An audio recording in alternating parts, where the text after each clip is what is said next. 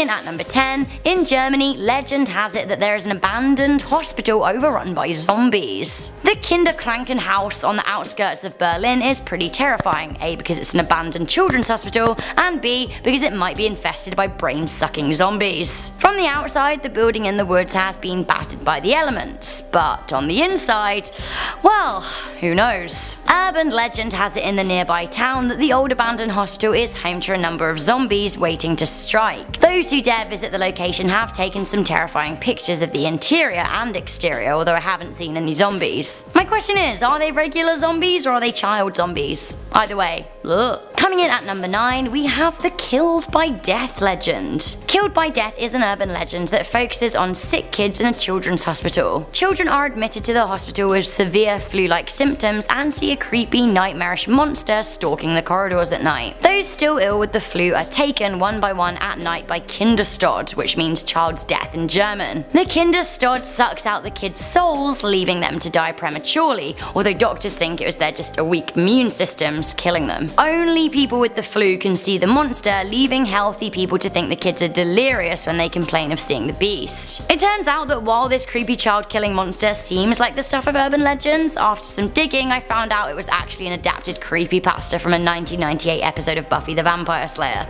Thought it sounded pretty familiar. Coming into number 8, we have the Red Wristbands urban legend. The wristband story is a creepypasta about a doctor who sees dead people. Basically, the story goes that Dr. Ullman was working as a surgeon and unfortunately couldn't save the life of one of his patients. As a signifier that the patient was dead, Dr. Ullman placed a red wristband on the deceased. After cleaning up and taking a moment, Dr. Ullman hopped into the hospital elevator to take a break in the cafeteria. As he was heading downstairs, a woman in a hospital white gown hopped in after him. Ever the gent, Ullman asked what floor the woman was heading to. She said she was expected in the morgue. Baffled, Dr. Ullman noticed another patient trying to jump in the elevator, but unfortunately they missed as the doors closed in his face. Ullman locked eyes with the man before the doors shut. He went white, he thought he'd seen a ghost. The lady asked what was wrong. He said that he thought that the man was a patient who had just died. The woman asked how he could be sure, and Dr. Ullman said that he was wearing a red wristband. The woman then smiled,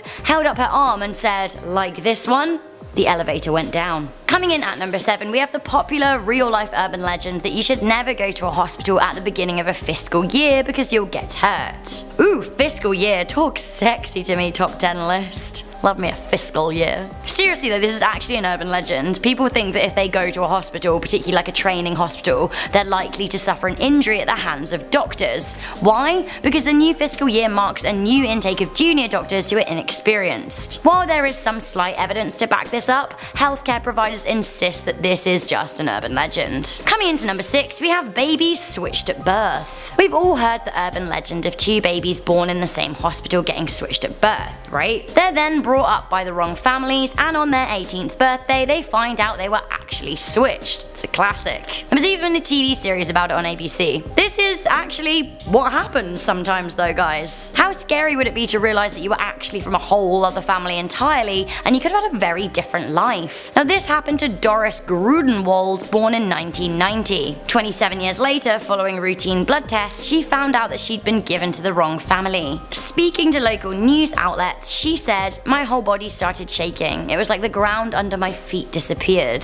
The woman from Australia took university hospital grads to court, and the medical facility were ordered to pay 90,000 euros in damages. Honestly, I don't feel like that's enough though. Okay, so this is a crazy story at number 5. We have toxic blood infecting a hospital. On a cold February evening in 1994, a 31-year-old woman, Gloria Ramirez, visited a hospital in Riverside, California. The woman was ill and had previously been diagnosed with cervical cancer. Now the woman had some very unusual symptoms. Her heart was beating rapidly, her blood pressure was plummeting, and she was taking slow, shallow breaths. She was injected with Valium and other drugs to sedate her. When she was stripped of her clothes, doctors noticed that her body was covered in an oily sheen and there was a garlicky odour coming from her mouth. When her blood blood was taken, doctors noticed that it smelled very strongly of ammonia. The medics who had taken her blood soon became queasy and then fainted.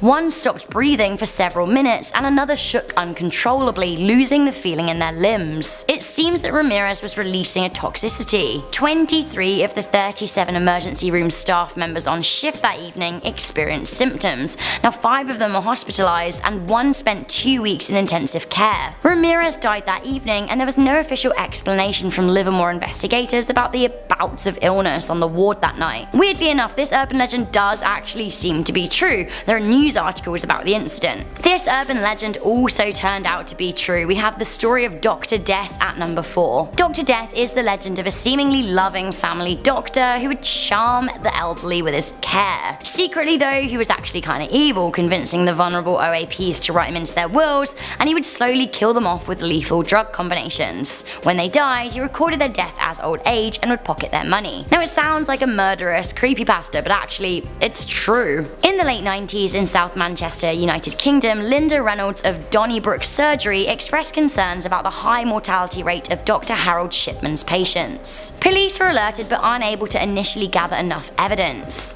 6 months after the initial claims, police found sufficient evidence that Dr. Shipman was spiking his elderly patients with diamorphine and forging their wills. In total, Harold Shipman is thought to have killed over 215 patients between 1975 and 1998. 215. The majority of his victims were women, although he did kill some men. The majority of his victims were also usually over the age of 75. The youngest was in their 40s. Coming into number 3, we have the legend of Kingseat Psychiatric Hospital. You could literally not pay me to go here, like nothing, no money. This is an old abandoned mental asylum in New Zealand of all places. Staff were nasty to patients with many abuse claims and even murder claims coming from relatives of those admitted to the facility. Interestingly, despite many patients dying in their stay at Kingseat, it's said by locals that more staff members and nurses died than any of them. There are some suggestions that something in the place led people to suicide. Now the building is abandoned, which makes it even creepier. I have no idea why you would ever visit, but if you did, you can still see the scratch marks on the walls where patients tried to claw their way out of the rooms. That is not all you might find either. It seems that the building has been at the centre of paranormal investigations for years, with local legends saying that the building is haunted by as many as 100 ghosts. Most famously, the ghost of a grey-looking nurse is said to stalk the halls. Just get me away from there. Coming in at number 2, we have the legend of the Russian sleep experiment. The Russian sleep experiment was a hospital experiment that was said to have taken place in Soviet Russia on political prisoners during World War II. Russian doctors were reportedly fascinated by the reason why people sleep, what would happen if people didn't, and the use of sleep deprivation as torture. Prisoners were told that they would be freed if they took place in a 30-day experiment.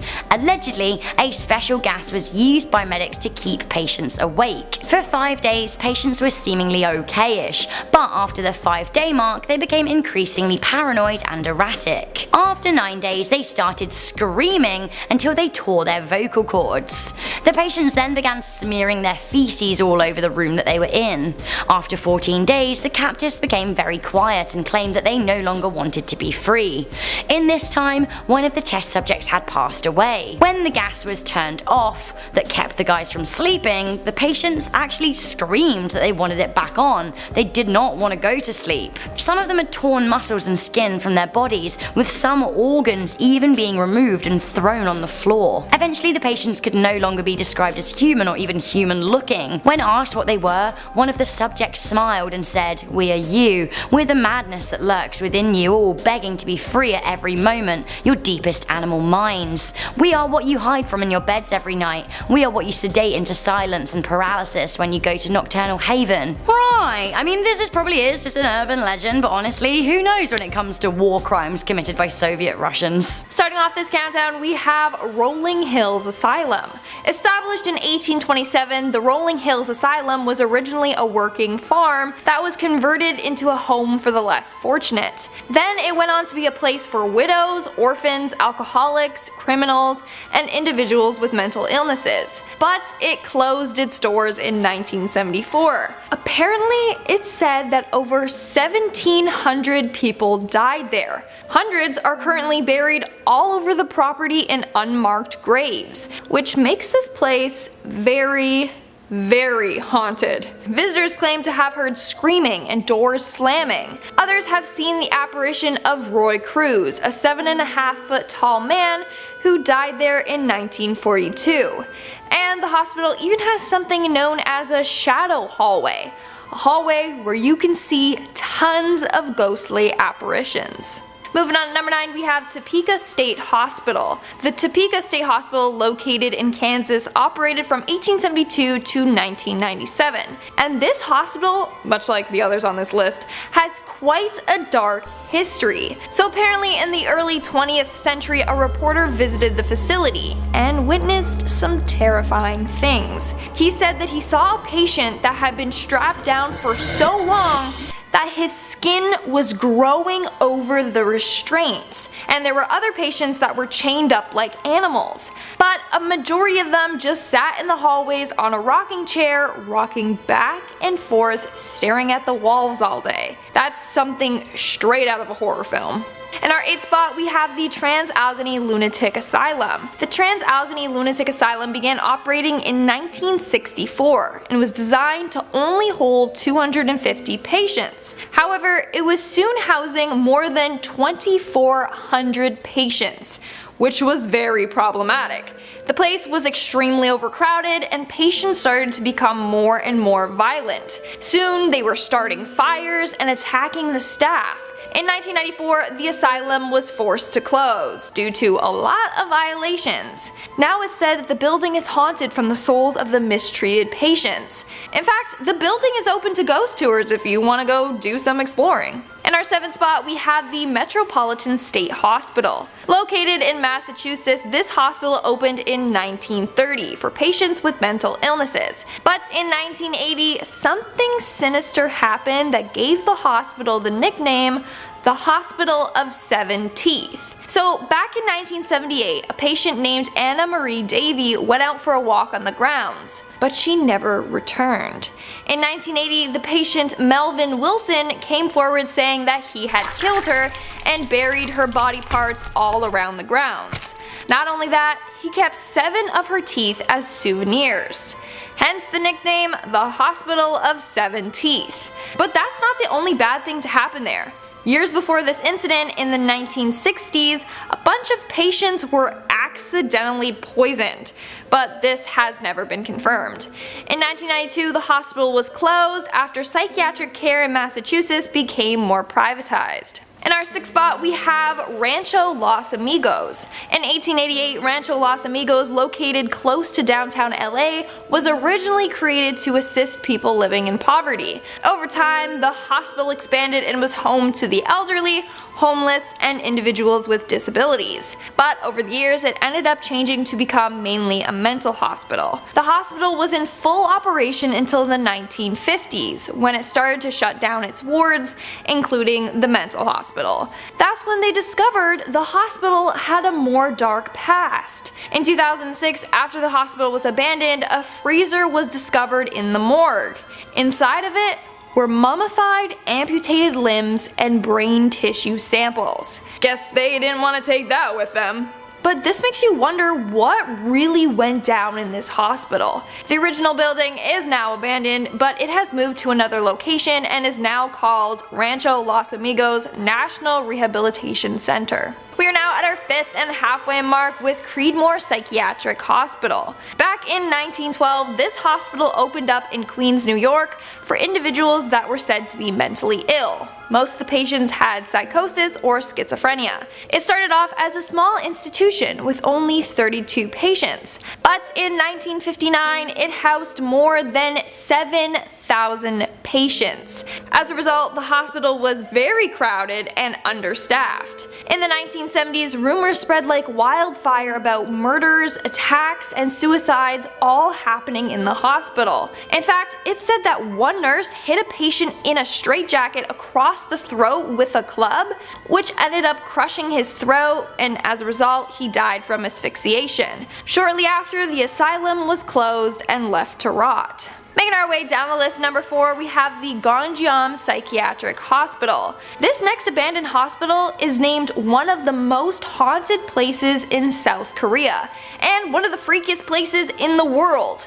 In fact, it's home to tons of urban legends. One legend states that the owner of the hospital was insane and kept the patients as his prisoners. Another version of the legend states that patients at the hospital started dying mysteriously, and that's what forced the hospital to close. In reality, the hospital closed in the 90s due to unsanitary conditions and lack of funding. Apparently because of this, the owner left the country, leaving no documentation behind about this building, so it was just abandoned. But to this day, people are convinced that the hospital is haunted. In fact, thousands of people break into the hospital each year just for the chance to catch a ghost.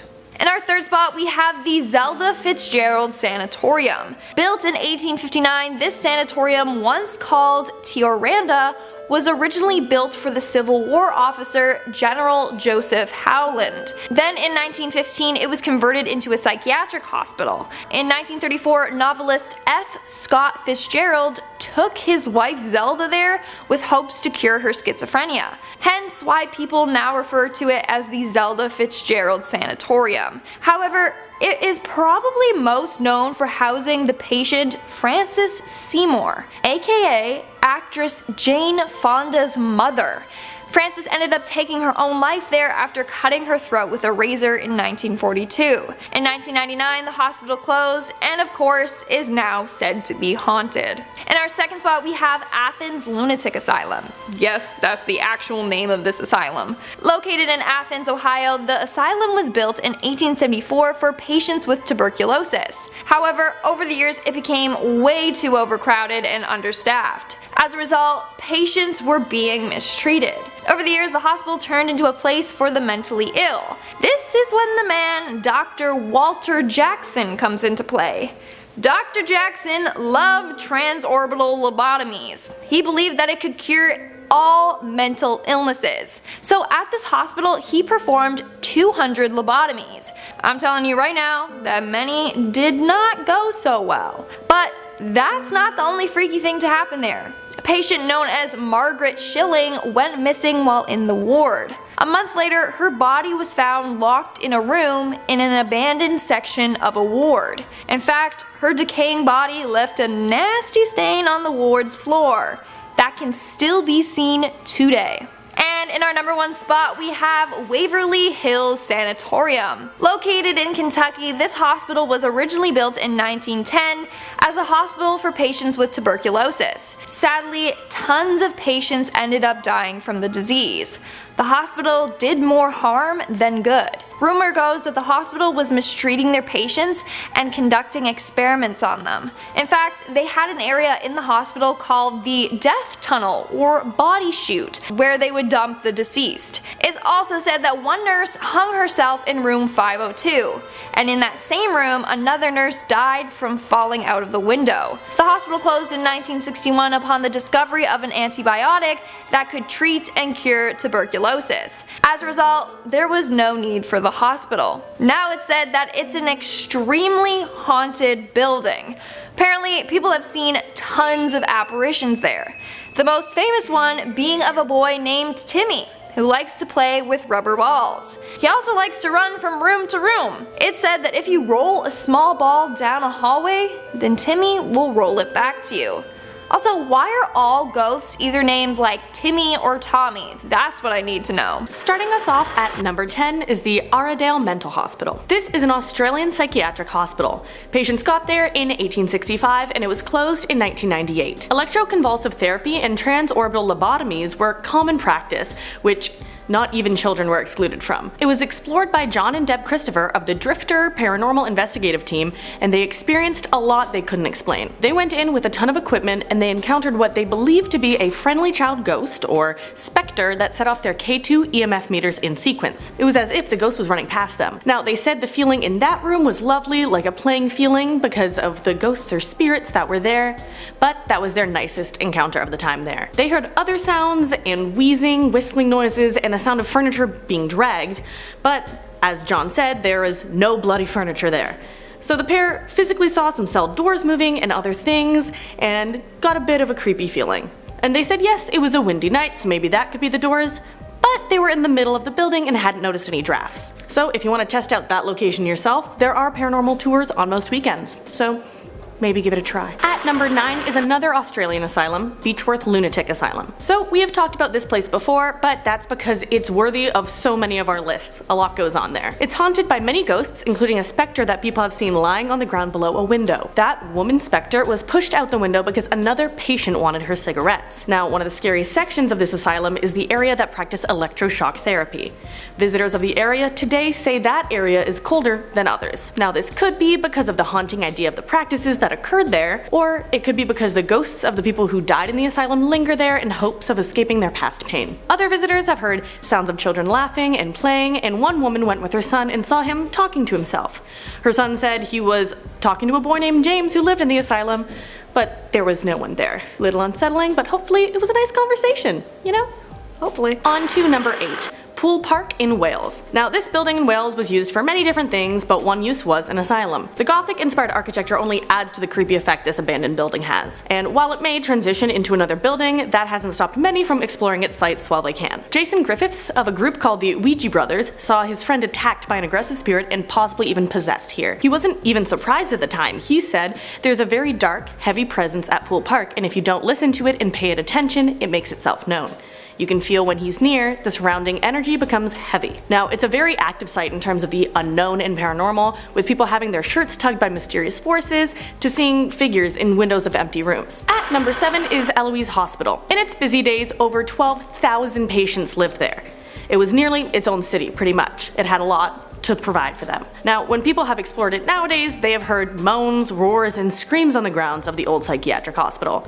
An employee reported that children saw a figure he couldn't see, and that the buildings had strange shadows. The basement of this building is especially creepy, as it was flooded by water for many years and wasn't explored for a very long time. When it was explored by a group called Detroit Paranormal Expeditions, they described their experience as eerie. They heard shuffling noises as if some of the old resident spirits remained, and although it undergoes transformation into a mixed-use residential complex, it is assumed that the spirits haunting the area still remain and their emotional energies are lingering there. Let's move on to number 6, Namela Sanatorium in Finland. Now, this was built as a tuberculosis sanatorium and was replaced with a mental hospital in 1932. The mental hospital was shut down in 1989, and since then, local rumors have spread of sightings in the hospital. The local lore talks about 2 different legends in addition to mysterious lights showing up in the building. The first legend is that the hospital is haunted by a spirit of a young girl who died there.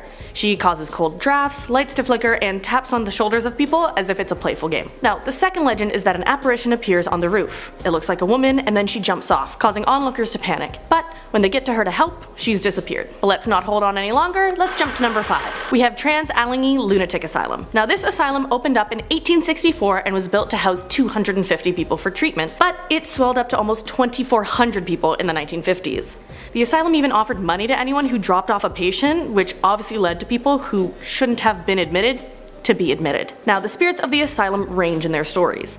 There was a little girl named Lily who was born in the asylum, a man named Jesse who died of a heart attack in a bathtub, some Civil War stories, and one story of a patient who was brutally murdered by his roommates. Allegedly. Now, the ghosts in here are known to turn lights on and off, some like cigarettes, and this location is an asylum you can tour for yourself, as they now charge for historical and paranormal tours. You can even stay overnight, but you can't sleep there. Let's move on to number 4, Bethlehem Royal Hospital, aka Bedlam Asylum. The term Bedlam, meaning a scene of uproar and confusion, or chaos, or madness, came from this place. Bethlehem, Bedlam. And it's understandable how the term came from this place once you look at its history. It used to be a psychiatric institution in London that began in the 1400s, way back, and patients were locked up in chains and the treatments used on them bordered on torture. The residents of the areas surrounding the hospital complained about the sounds of cryings, screechings, roarings, brawlings, shaking of chains, swearings, frettings, and chafings. So the ghosts don't just haunt the Royal Hospital, but also Liverpool Station, since the station was built over the cemetery of the facility back in 1874. In the late 18th century, screams were heard in the area, and back in 2000, a ghost was recorded on closed-circuit TV at the station. So the ghosts all over London at that point, just because of that one place. Total bedlam. At number 3 is Gonjiam Psychiatric Hospital. Now, this hospital has so many legends that there's even a movie based on it. It's known as one of the most haunted places in South Korea. It was demolished in 2018, but that wasn't before many teams explored it after hearing all of the legends. It is said that it closed suddenly in the 90s due to an overwhelming amount of patient deaths. There were stories of mad doctors gone insane and doing experiments on the patients. The more logical reason that went around as a rumor to explain the closure was that it was no longer up to code. Either way, strange happenings were recorded by those who went there and explored. There were doors opening on their own, warnings not to go into room 402, glass shards being thrown across hallways, and demons scratching visitors. All of that, you name it. Now, Gonjiam didn't get its reputation for nothing. There are also rumors of shadows, voices, moans, and screams, but I guess that's typical in all the scary places. Not fun. But let's go on to number 2, Letchworth Village. Letchworth Village was a residential institution that opened in 1911. Now it is overtaken by nature, as it has been just left to be. People who walk among the buildings report feeling overwhelming sadness. Visitors also report hearing furniture scraping across floors in the buildings, heavy footsteps, disembodied whispers, and tapping, knocking, and rapping on the peeling stained walls. So similar to other paranormal places, there are rooms that become suddenly cold, but there is just so much paranormal activity at Letchworth. There are possible poltergeists that fling belongings and turn lights on and off, plus people record a lot of EVP phenomena. Now the scariest thing a group reported was that they came across a 7-foot tall apparition with its legs bent back. It stalked towards them with glowing white eyes. If I saw that, I don't know what I would do, probably run away very quickly. And others have felt pushed, shoved, or held down by mysterious forces while exploring, so if you decide to check it out, be warned. There's a lot. But let's go on to our number 1, Poveglia Island. So this island is known for a lot of supernatural happenings, but there was a large mental hospital on the island that ran from 1922 to 1968. There's a legend that one mental health doctor there tortured, butchered, and ate many of the patients. Now, this is allegedly before he went mad and jumped to his death from the bell tower, but I would argue that he was probably mad before that if he was eating patients. Now, the legend states that it wasn't the fall that actually killed him when he jumped from the tower, but a mist that came up from the ground and strangled him. Now, the ruins of the hospital remain on the island to this day, but it is now illegal to step foot on the island. This is due to the number of haunted happenings that go on there. Now, there's said to be many plague spirits on the island from the number of bodies dumped there during the plague, as well as the spirits of those harmed by the doctor from the mental hospital.